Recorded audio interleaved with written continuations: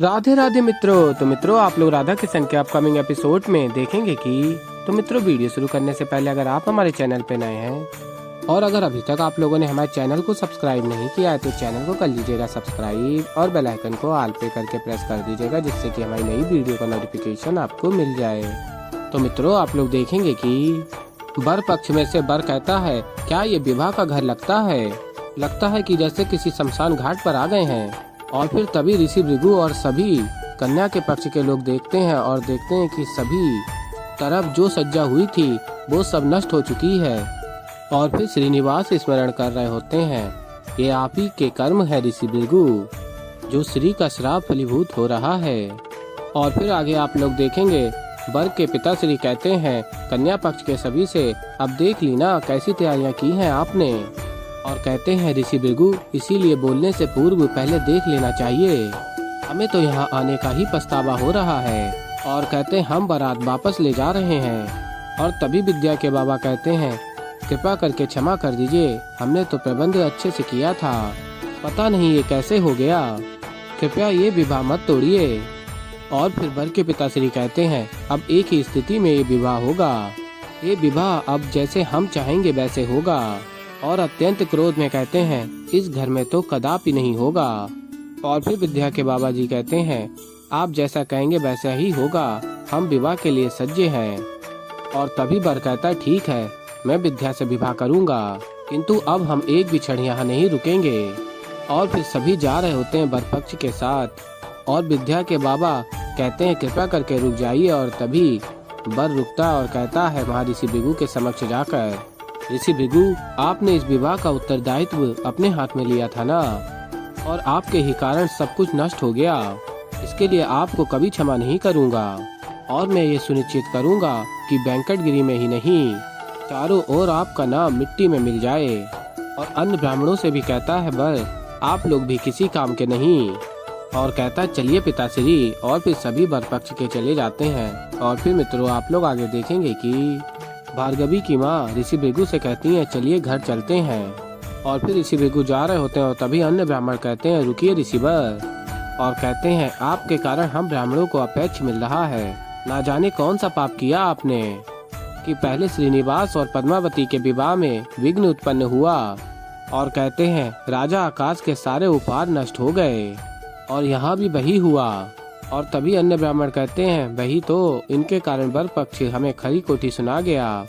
और कहते हैं आगे ब्राह्मण, अरे ये तो अपने घर की लक्ष्मी को, अपनी पुत्री को घर से जाने से नहीं रोक पाए, हमारे मान सम्मान की क्या रक्षा करेंगे ये।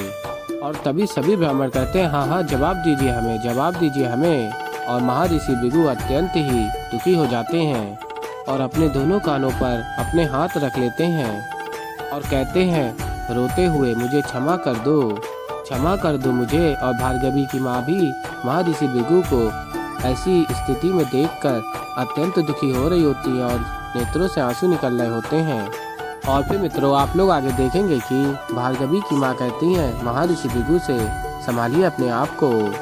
और कहती हैं भार्गवी की माँ, सब ठीक हो जाएगा। और कहते हैं महर्षि भृगु भार्गवी की माँ से, मुझे कैसे भी करके अपनी पुत्री को ढूंढना ही होगा, तत्पश्चात ही सब कुछ ठीक होगा। और फिर आगे आप लोग देखेंगे कि भार्गवी उमा को ढूंढ रही होती हैं और उमा के बारे में स्मरण कर रही होती हैं, आपको बहुत भूख लगी होगी ना, आप ये खा लीजिए। और फिर स्मरण करके भार्गवी कहती हैं, कहाँ होगी उमा, इस गांव में कहाँ ढूंढूं मैं उसे। और फिर मित्रों, आप लोग आगे देखेंगे कि गोविंदराज अत्यंत दुखी होते हैं और नेत्रों से आंसू निकल रहे होते हैं। और तभी श्रीनिवास आ जाते हैं और कहते हैं, गोविंदराज से शांत हो जाइए। और तभी गोविंदराज कहते हैं, कैसे शांत हो जाऊं श्री। और बताते हैं श्रीनिवास को, मैंने प्रत्येक स्थान पर भार्गवी को खोजा किंतु मुझे कहीं पर नहीं मिली।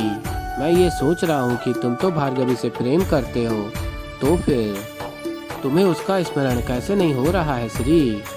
और फिर श्रीनिवास बताते हैं गोविंदराज को, एक ऐसा क्षण नहीं है जब भार्गवी का स्मरण मुझे नहीं होता, प्रत्येक क्षण में भार्गवी को स्मरण करता हूँ गोविंदराज। और बताते हैं उसके साथ इस विरह के इस वेदना में इतनी अधिक है कि ना नेत्रों से आंसू बहते हैं, ना कंठ से बिला।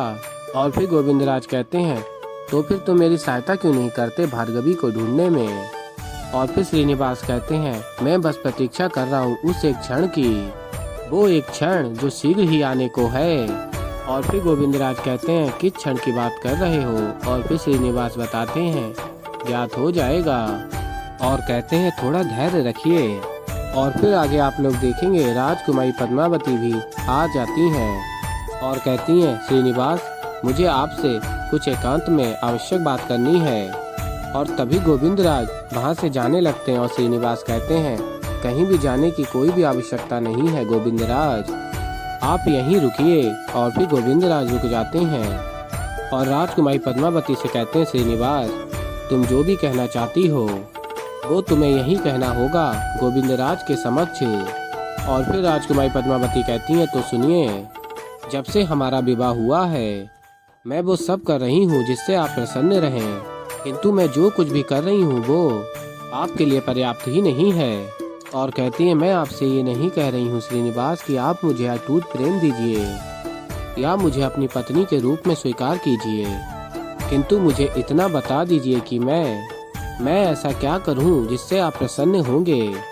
और फिर तभी ये सब देख रहे होते हैं गोविंदराज और कहते हैं, मेरे विचार से मुझे यहाँ से जाना चाहिए श्रीनिवास। और फिर श्रीनिवास कहते हैं, मैंने कहा ना, कहीं भी जाने की कोई भी आवश्यकता नहीं है गोविंदराज, क्योंकि इसके आगे जो कुछ भी मैं कहने वाला हूँ वो उसी प्रश्न का उत्तर है जो आपने मुझसे पूछा था। और फिर श्रीनिवास कहते हैं, पद्मावती मैं समझता हूँ, मैं जानता हूँ इस संबंध को आगे बढ़ाने के लिए तुम हर संभव प्रयास कर रही हो। ये भी सोचता हूँ कि मैं कोई प्रयास नहीं कर पा रहा हूँ, किंतु यदि तुम जानना ही चाहती हो ऐसा तुम क्या कर सकती हो जिससे मैं प्रसन्न हो सकता हूँ, तो मैं आज तुम्हें बता देता हूँ। और फिर राजकुमारी पद्मावती कहती हैं, बस एक बार बता दीजिए कि ऐसा क्या है जिससे आप प्रसन्न होंगे श्रीनिवास, क्योंकि हमारे विवाह से पूर्व आप सदैव प्रसन्न रहते थे श्रीनिवास। और फिर श्रीनिवास कहते हैं, क्योंकि तुमने तो मुझे पा लिया पद्मावती, किंतु मैंने तो अपने हृदय का आनंद खो दिया ना। और कहते हैं, मैं तुम्हें अपना सारा सत्य पहले ही बता चुका हूँ पद्मावती, तुम सब कुछ जानती हो। मुझे भार्गवी को ढूंढना होगा पद्मावती, अब तक मुझे ज्ञात नहीं होता कि भार्गवी ठीक है या नहीं, मैं कैसे प्रसन्न हो सकता हूँ। और फिर मित्रों आप लोग आगे देखेंगे कि राजकुमारी पद्मावती कहती हैं श्रीनिवास से, यदि आप ये जान जाएं कि भार्गवी सुखी है तब क्या आप प्रसन्न रहेंगे श्रीनिवास। और फिर श्रीनिवास कहते हैं, हाँ। और कहते हैं, श्रीनिवास किंतु क्या भार्गवी को तुम ढूंढोगी। और फिर राजकुमारी पद्मावती कहती हैं, मैंने कहा ना श्रीनिवास, आपका प्रेम पाने के लिए मैं कुछ भी करने को तत्पर हूँ। यदि भार्गवी को खोजने से आप प्रसन्न होंगे तो मैं वो भी करने को सज्ज हूँ।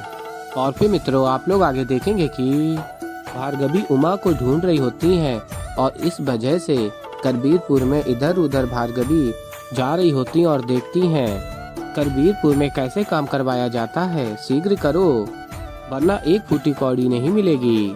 और तभी भार्गवी ये देखती हैं और कहती हैं, कितना निर्दयी इंसान है ये। और फिर भार्गवी आगे जा रही होती हैं और देखती हैं सुनार कहता, इसे गिरवी रखने पर पूरे 500 ताबे की मोहरें दूंगा, बदले में प्रति माह 30% सूद लूंगा। और फिर जो कन्या आभूषण दे रही होती कहती, ये तो बहुत अधिक है। और भार्गवी भी सब देख रही होती हैं, सुन रही होती हैं। और कन्या कहती है, ये तो बहुत अधिक है, 3 माह की बात है, मैं 500 के 800 कहाँ से दूंगी, मेरी स्थिति तो समझिए। और फिर सुनार कहता है, मेरी स्थिति का क्या, मेरा व्यापार सूद पर चलता है, पूरे 500 दे रहा हूँ, और यदि स्वीकार नहीं है तो गांव में किसी और से ले लो। और फिर कन्या कहती है, ठीक है मैं सूद दे दूंगी। और फिर कन्या वहाँ से जाती है और भार्गवी देख रही होती है। सुनार कहता है, इन गरीब लोगों को ठगना कितना आसान है। और फिर भार्गवी कहती है, सुनार इतनी लालसा न करता तो कितना अच्छा होता, सहानुभूति से कार्य लेता तो नारायण भला करते इसका, किंतु नहीं, ना जाने कितनी पीड़ा में होगी ये कन्या। और फिर मित्रों आप लोग आगे देखेंगे कि गोविंदराज कहते श्रीनिवास से, ऐसा क्यों प्रतीत हो रहा है कि ऐसा करके तुम्हारी समस्याएं और भी अधिक बढ़ जाएंगी। और फिर श्रीनिवास कहते हैं गोविंदराज से, जब किसी से प्रेम करो तो समस्याएं नहीं आती गोविंदराज, परीक्षाएं आती हैं और इन्हीं की परख से ये सारी समस्याएं सुलझ जाती हैं। अब यही होगा, केवल मेरे साथ नहीं, सभी के जीवन में यही होगा। और फिर गोविंदराज कहते हैं, किंतु अब इसका क्या अर्थ है श्री? और फिर श्रीनिवास बताते हैं, इसका अर्थ ये है कि भार्गवी के जीवन से जो भी जुड़ा है, हर एक व्यक्ति उसे ढूंढने का प्रयास करेगा, चाहे वो पद्मावती हो, राजकुमार बासु हो या ऋषि भृगु। और जब सभी को ज्ञात होगा कि भार्गवी यहाँ से क्यों गई है, भार्गवी को ये सब क्यों ढूंढ रहे हैं, उन क्षण उन सभी को वो सारे प्रश्नों के उत्तर मिल जाएंगे जिन्हें जानने के लिए सभी तत्पर थे। और उस क्षण इस संसार के सभी मनुष्यों के जीवन में परिवर्तन होगा। और फिर मित्रों, आप लोग आगे देखेंगे कि भार्गवी देखती हैं एक महिला को माखन निकालते हुए, और तभी श्रीनिवास की स्मृतियों को स्मरण करती हैं और प्रसन्न हो जाती हैं और कहती हैं, तुम भले ही मेरे साथ नहीं हो श्रीनिवास, किंतु तुम्हारी स्मृतियाँ सदैव मेरे साथ रहती हैं। और फिर श्रीनिवास भी कहते हैं, तुम्हारी स्मृतियाँ भी सदैव मेरे साथ रहती हैं भार्गवी।